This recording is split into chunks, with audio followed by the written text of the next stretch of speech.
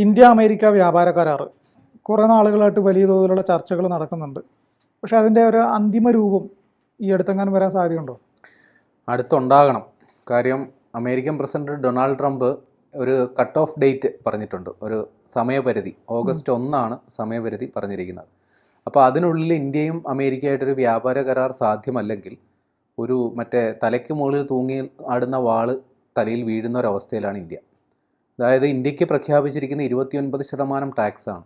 ഇതുകൂടാതെ അതിൻ്റെ കൂടെ ബോണസായിട്ട് ഈ ബ്രിക്സ് ഉച്ചകോടിയിൽ പെട്ടതുകൊണ്ട് ഒരു 10% ടാക്സ് ഉണ്ട്.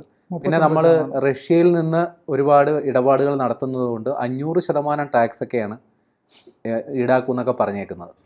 അപ്പോൾ ഒരു വ്യാപാര കരാർ ഉണ്ടായില്ലെങ്കിൽ ട്രംപിന് ആ ന്യായം പറഞ്ഞ് ഇത്രയും വലിയ നികുതി ഇന്ത്യൻ കയറ്റുമതിക്കാരിൽ നിന്ന് വാങ്ങാനുള്ള അവസരമുണ്ട്. പക്ഷേ അത് ഒഴിവാക്കാനായിട്ടുള്ള ശ്രമങ്ങൾ, അതായത് ട്രംപ് ഇങ്ങനെ കുറേ നികുതി നിർദ്ദേശങ്ങൾ പറയുന്നതല്ലാണ്ട് ആ പറയുന്നതിൽ നിന്ന് പിന്നോട്ട് പോയതാണ് അനുഭവവും ചരിത്രവും. ഇപ്പോൾ ചൈനയുടെ കാര്യം തന്നെ എടുക്കാം. അവിടെ 139% നികുതിയാണ് ആദ്യം പ്രഖ്യാപിച്ചത്. പിന്നീട് ചൈനയുമായി സന്ധി ഉണ്ടാക്കി ഏതാണ്ട് 30% താഴെയിലേക്ക് കാര്യങ്ങൾ എത്തി അവസാനം. ഇപ്പോൾ ഇന്ത്യയോട് പറഞ്ഞിരിക്കുന്നത് നിലവിൽ 29% ടാക്സാണ്.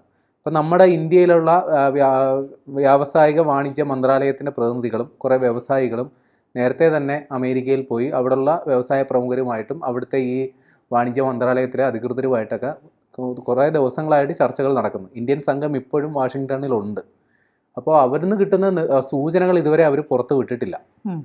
കാര്യം ഒരു അന്തിമ ധാരണ എത്തിയതിന് ശേഷം മാത്രമേ എന്താണ് പരസ്പര ധാരണ എന്നുള്ളത് മാത്രമാണ് അറിയാൻ സാധിക്കുന്നത്. പക്ഷേ നമുക്ക് പ്രതീക്ഷ നൽകുന്ന ഒരു സംഗതിയുണ്ട്, ഈ കഴിഞ്ഞ ദിവസം ഉണ്ടായി. അതായത് ഈ ഇന്തോനേഷ്യയ്ക്ക് ട്രംപ് നേരത്തെ പ്രഖ്യാപിച്ചിരുന്ന നികുതി 32%. പക്ഷേ അവർ തമ്മിൽ ഇപ്പോൾ അവസാനം ധാരണയായിരിക്കുന്ന 19% നികുതിയിലേക്കാണ്.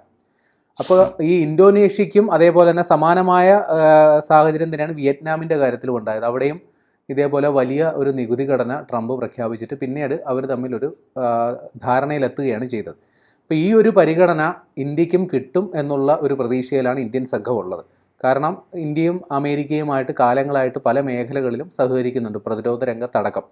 അപ്പോൾ അതുകൊണ്ട് തന്നെ 20% താഴെയുള്ള ഒരു നികുതി ആണ് ഇന്ത്യ പ്രതീക്ഷിക്കുന്നത്. അപ്പോൾ ഇന്ത്യയിൽ നിന്നുള്ള ഒരു പ്രതിനിധി സംഘം, അതായത് ഇന്ത്യൻ പ്രധാനമന്ത്രിയുടെ ഉപദേശക സംഘത്തിലുള്ള ഒരാൾ ഇത് സംബന്ധിച്ചൊരു വെളിപ്പെടുത്തൽ നടത്തി. ഇന്ത്യൻ സംഘം ആഗ്രഹിക്കുന്ന അല്ലെങ്കിൽ ശ്രമിക്കുന്നത് 10% താഴെയുള്ള ഒരു നികുതി ഇന്ത്യക്ക് കിട്ടണം എന്നുള്ളതാണ്. അതിനു വേണ്ടിയിട്ടാണ് ശ്രമങ്ങൾ നടത്തുന്നത്. എന്നാൽ ട്രംപിൻ്റെ ഒരു മനസ്സിലിരിപ്പ് 15 മുതൽ 20% വരെയാണ്. അത് പല ചർച്ചകളിലും പല വേദികളിലും ട്രംപ് ആവർത്തിക്കുന്നുമുണ്ട്. ഇപ്പോൾ ഈ പറയുന്ന പോലെ ഇന്തോനേഷ്യയ്ക്കും വിയറ്റ്നാമിനും ഒക്കെ കൊടുത്തേക്കുന്ന 19%. അപ്പോൾ ആ ഒരു മാനദണ്ഡം തന്നെയാണ് ട്രംപിൻ്റെ മനസ്സിലുണ്ടാവുക. പക്ഷേ നമ്മൾ അമേരിക്കയുമായിട്ടുള്ള തന്ത്രപ്രധാന സഹകരണം ഉള്ളതുകൊണ്ട് തന്നെ, അതായത് സൈനികമായി, സാമ്പത്തികമായി, വാണിജ്യപരമായി പലപ്പോഴും നമ്മൾ അമേരിക്കയായിട്ട് നല്ല രീതിയിൽ സഹകരിക്കുന്നവരാണ്.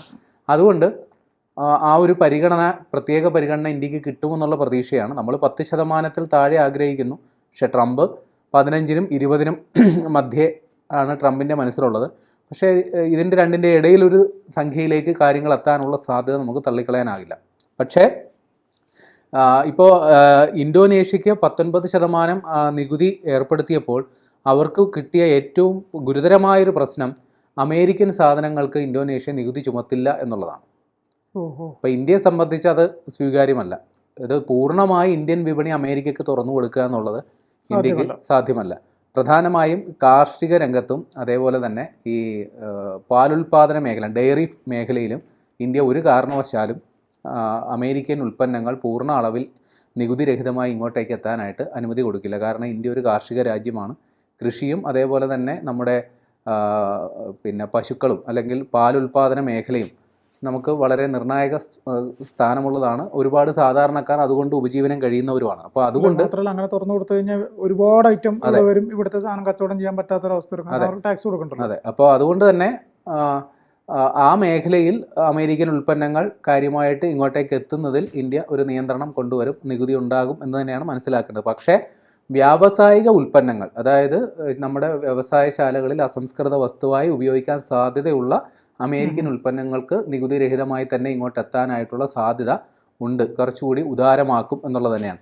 പിന്നെ ഏറ്റവും പ്രധാന സംഗതി ബോയിങ് വിമാനങ്ങൾ, ഇപ്പോൾ ഈ എയർ ഇന്ത്യ അടക്കം, അല്ലെങ്കിൽ ഇന്ത്യയിലെ വിവിധ വിമാന കമ്പനികളടക്കം, അല്ലെങ്കിൽ ഇന്ത്യയുടെ വ്യോമസേനയടക്കം ബോയിങ്ങിൽ നിന്ന് കൂടുതൽ വിമാനങ്ങൾ വാങ്ങാനുള്ള സാധ്യതയുണ്ട്.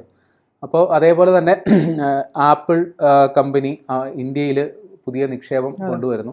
അപ്പോൾ അവർക്ക് വേണ്ടിയിട്ട് കുറേ ഉദാരമായ നടപടികൾ സ്വീകരിക്കുക. അതേപോലെ തന്നെ ടെസ്ല, ഇപ്പോൾ അമേരിക്കൻ പ്രസിഡന്റും മറ്റേ മസ്കുമായിട്ട് തെറ്റി നിൽക്കുകയാണെങ്കിൽ പോലും ടെസ്ലയ്ക്കും ഇന്ത്യൻ വിപണിയിൽ താല്പര്യമുണ്ട്. അപ്പോൾ ഇവർക്കൊക്കെ വേണ്ടിയിട്ട് നമ്മുടെ വ്യവസ്ഥകൾ ഉദാരമാക്കി കൊടുക്കേണ്ടി വരും. നിലവിലുള്ള നിയന്ത്രണങ്ങളിൽ ചില വിട്ടുവീഴ്ചകൾ ചെയ്യേണ്ടി വരും ഈ വ്യാപാര കരാറിൻ്റെ ഭാഗമായിട്ട്. തിരിച്ച് അമേരിക്കയും ഇത്തരത്തിൽ ചില വാണിജ്യ ഉൽപ്പന്നങ്ങൾക്ക്, ഇന്ത്യയിൽ നിന്നുള്ള ചില വാണിജ്യ ഉൽപ്പന്നങ്ങൾക്ക് അവരും നികുതി ഇളവുകൾ, പൂർണ്ണ തോതിലുള്ള നികുതി ഇളവുകൾ പ്രഖ്യാപിക്കാനുള്ള സാധ്യതയുണ്ട് എന്നുള്ളതാണ്. നേരത്തെ ഇന്ത്യ പ്രതീക്ഷിച്ചത് ചില വാണിജ്യ ഉൽപ്പന്നങ്ങൾക്ക് പരമാവധി 2% മാത്രം നികുതി, വാണിജ്യ വ്യാവസായിക ഉൽപ്പന്നങ്ങൾക്ക് 2% മാത്രം നികുതി ഈടാക്കാനുള്ള സാധ്യതയാണ് ഇന്ത്യ പ്രതീക്ഷിക്കുന്നത്. എന്നാൽ അത് പൂർണ്ണമായി ഒഴിവാക്കി കിട്ടാനായിട്ടുള്ള ശ്രമങ്ങൾ നടക്കുന്നുണ്ട്. ഇപ്പോൾ ഇന്ത്യയെ സംബന്ധിച്ച് അമേരിക്ക ഒരു നിർണായക ഒരു മാർക്കറ്റാണ്. നമ്മൾ നമ്മുടെ കാർഷിക വ്യാവസായിക ഉൽപ്പന്നങ്ങളിൽ ഏറിയ പങ്കും വിറ്റഴിക്കപ്പെടുന്നത് ഇത്തരം വമ്പൻ രാഷ്ട്രങ്ങളിലാണ്. അമേരിക്ക, അതേപോലെ തന്നെ മിഡിൽ ഈസ്റ്റ്, ഗൾഫ് രാജ്യങ്ങളിലടക്കമാണ് വിറ്റഴിക്കപ്പെടുന്നത്. അപ്പോൾ നമ്മുടെ വിപണി സാധ്യത അത് ഇത്തരത്തിലുള്ള ട്രംപിൻ്റെ ഈ നയങ്ങൾ മൂലം ആടി ഉലയുന്നൊരു പശ്ചാത്തലത്തിൽ എത്രയും പെട്ടെന്ന് ഒരു കരാറുണ്ടാകുക. ആ കരാർ ഉണ്ടായിക്കഴിഞ്ഞാൽ മൊത്തത്തിലുള്ള നമ്മുടെ വിപണിയിൽ വലിയൊരു ഉണർവുണ്ടാകും. നമ്മുടെ ഷെയർ മാർക്കറ്റിലടക്കം വലിയ രീതിയിലുള്ളൊരു പ്രതിഫലനം അതിൻ്റെ ഉണ്ടാകും. കാര്യം അമേരിക്കയെ പോലെ ഒരു വൻ സാമ്പത്തിക ശക്തി, അവരുടെ മാർക്കറ്റ് നമുക്ക് അതായത് നേരത്തെ ഉള്ള നിയന്ത്രണങ്ങൾ പിൻവലിക്കപ്പെടുന്ന ഒരു ആശ്വാസകരമാണ്. ചില നിയന്ത്രണങ്ങൾ ഉണ്ടെങ്കിൽ തന്നെ ഇപ്പോൾ ട്രംപിൻ്റെ മനസ്സിലുള്ള 15% നികുതി ആണ് ട്രംപ് ഉദ്ദേശിക്കുന്നതെങ്കിൽ പോലും നമ്മളെ സംബന്ധിച്ച് ഒരു ആശ്വാസകരമാണ്. കാര്യം 29% നേരത്തെ പറഞ്ഞിരുന്നത്. അപ്പോൾ അത്തരത്തിൽ വലിയ ഒരു മുന്നേറ്റം ഈ ഒരു ട്രേഡ് ഡീൽ, ഒരു വ്യാപാര കരാർ ഉണ്ടായാൽ ഇന്ത്യയെ സംബന്ധിച്ചുണ്ടാകും. ഏതായാലും അതിനുള്ള നടപടികൾ ഇപ്പോൾ അവസാന ഘട്ടത്തിലാണ്.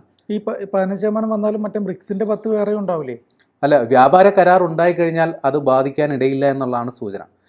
അതായത് ട്രംപ് ഇതെല്ലാം ഒരു ഭീഷണി അല്ലെങ്കിൽ സമ്മർദ്ദത്തിലാക്കാൻ വേണ്ടിയിട്ടുള്ള ഒരടവ് നയത്തിനപ്പുറം ഇതൊക്കെ നടപ്പിലാക്കാനുള്ള സാധ്യത കുറവാണ്. ബ്രിക്സ് ഉച്ചകോടിയിൽപ്പെട്ട രാജ്യങ്ങൾ ആ ഒരു സമ്മേളനത്തിൽ അമേരിക്കൻ പ്രസിഡന്റിൻ്റെ നയങ്ങൾക്കെതിരായി ആ സമ്മേളനത്തിൽ ചർച്ചയുണ്ടായതാണ് ട്രംപിൻ്റെ പ്രകോപനം ഉണ്ടാക്കിയത്. അതേപോലെ ബ്രസീലിനും ഒരു പണി കിട്ടി കിടക്കുക. ഇതേപോലെ ബ്രസീലിലെ മുൻ പ്രസിഡന്റ് ജെയർ ബോൾസനാരോയും ട്രംപുമായിട്ട് വലിയ സൗഹൃദം ഉണ്ടായിരുന്നു. രണ്ടുപേരും സമാനമായ രീതിയിലാണ് കഴിഞ്ഞ തവണ അധികാരത്തിൽ നിന്ന് ഒഴിഞ്ഞു പോകേണ്ടി വന്നത്. ജനവികാരം എതിരായി. അപ്പോൾ ട്രംപ് തെരഞ്ഞെടുപ്പിൽ തോറ്റപ്പോൾ എന്താ ചെയ്തത്? അവിടെ വലിയ കലാപം ഉണ്ടാക്കി.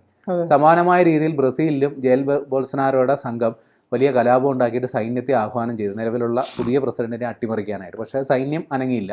അതുകൊണ്ടാണ് അവിടെ ഒരു സൈനിക അട്ടിമറി ഒഴിവായിപ്പോയത്. ഇപ്പോൾ ജെയർ ബോൾസനാരോയ്ക്കെതിരെ ഈ വലിയ കുറ്റങ്ങൾ ചുമത്തി അദ്ദേഹത്തെ ജയിലിലടച്ചേക്കുകയാണ്. അപ്പോൾ ട്രംപ് ഇപ്പോൾ പറയണം അയാളെ സ്വതന്ത്രമാക്കണം, കാര്യം എൻ്റെ ഉറ്റ സുഹൃത്താണ്. അതിൻ്റെ പേരിൽ അവർക്കും കൊടുത്തൊരു 50% ടാക്സ്. അപ്പോൾ ഇത്തരത്തിൽ പുള്ളിയുടെ ഒരു പ്രത്യേക താല്പര്യങ്ങൾക്കനുസരിച്ച്, അതായത് നയങ്ങളല്ല പ്രശ്നം, പുള്ളിയുടെ വ്യക്തി താല്പര്യങ്ങൾക്കനുസരിച്ചാണ് ഈ പല നികുതി പ്രഖ്യാപനങ്ങൾ അത്രയും. അപ്പോൾ അത് ഒരു കരാറിലേക്ക് എത്തുമ്പോൾ ആ വ്യക്തി താല്പര്യങ്ങൾക്ക് പ്രസക്തി നഷ്ടപ്പെടും.